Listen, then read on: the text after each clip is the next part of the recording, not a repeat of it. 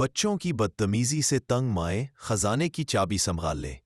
میں بہت دنوں سے ایک بات محسوس کر رہی تھی کہ میرے دونوں بچے اب بڑے ہونے کے ساتھ ساتھ کچھ حاضر جواب اور کچھ بدتمیزی کی طرف جا رہے تھے، جو کہ کسی طور بھی میرے لیے قابل برداشت بات نہیں تھی۔ میں نے دن رات ان کی طرف خصوصی توجہ دینی شروع کر دی۔ گھر سے باہر کے ماحول پر پابندی، گھر میں دوستوں کی آمد پر پابندی، ٹی وی میڈیا پر پابندی، سارا فارغ وقت بچوں کی طرف توجہ، ان کے ساتھ کھیل گود کے ذریعے تعلیم و تربیت کرنا شروع کی۔ پھر بھی دل کو تسلی نہیں ہوئی۔ ایک دن بہت رو رو کر اللہ پاک سے مدد مانگتی رہی کہ یا اللہ، کیا ہو رہا ہے؟ میں جیسا چاہتی ہوں ویسے کیوں نہیں ہو رہا؟ ایک دن اپنی پرانی یادیں تازہ کرتے ہوئے ایک دم سے لگا کہ خزانے کی کنجی میرے ہاتھ لگ گئی۔ میرے دماغ کی بند کھڑکیاں کھل گئیں، میری تقدیر سنہار گئی۔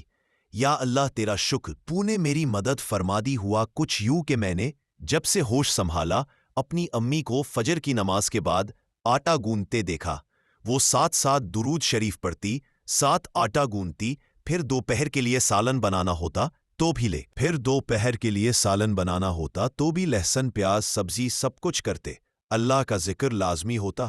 اور امی یہی کہا کرتے ہیں کہ میں یہ سب اس لیے کرتی ہوں کہ کھانے میں برکت رہے، اس کی بدولت میری اولاد کو اللہ اپنے حفظ و امان میں رکھے، اس کے من میں جانے والا نوالا بھی ذکر اللہ سے بھرپور ہو۔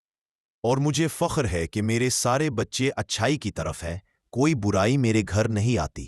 میں نے خود بھی ایسا ہی کیا تھا، پر 4 ماہ سے میں بغیر درود شریف پڑھے کھانے پکانے کی طرف مگن رہی۔ مجھے محسوس ہوتا کہ میرے گھر سے برکت ختم ہو رہی ہے، میرے بچے بگڑ رہے ہیں۔ جب یہ سب یاد آیا تو میں نے دھیان سے ذکر اللہ کو کھانا پکانے میں لازمی شامل کر دی۔ مجھے ایک غیبی سکون ملنا شروع ہو گیا۔ میرے گھر میں تھوڑا بھی پکے تو بابرکت ہو جاتا۔ بچوں کی طرف سے بھی دل مطمئن ہو گیا۔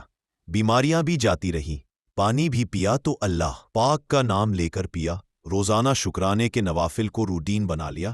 مجھے کبھی اپنے گھر سے خوف محسوس نہیں ہوا، کبھی یہ نہیں لگا کہ میرے گھر کہیں کوئی چور نہ آ جائے گا۔ زندگی بہت پرسکون سی ہو گئی۔ بس کچھ عرصہ غفلت کا گزرا، بے سکونی کا گزرا۔ اللہ پاک نے تھام لیا۔